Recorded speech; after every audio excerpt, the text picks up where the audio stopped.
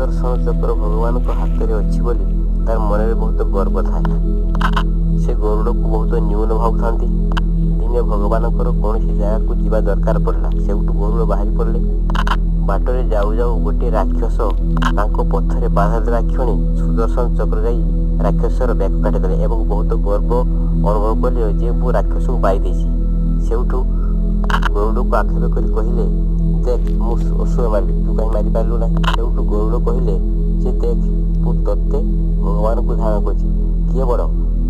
ତଉଲ ସାନ ବଡ଼କୁ ଭାରି ହୁଏ ଯାଇ ରହେ ତଳକୁ। ହଁ ଦର୍ଶକ ବନ୍ଧୁ, ପଦ୍ମ ଏବଂ କଇଁ ମଧ୍ୟରେ ତୁଳନା କରିବା ଦରକାର ନାହିଁ। ଭଗବାନଙ୍କ ସୃଷ୍ଟିରେ ଯେ ଯା ସ୍ଥାନରେ ସେମାନେ ସୁନ୍ଦର।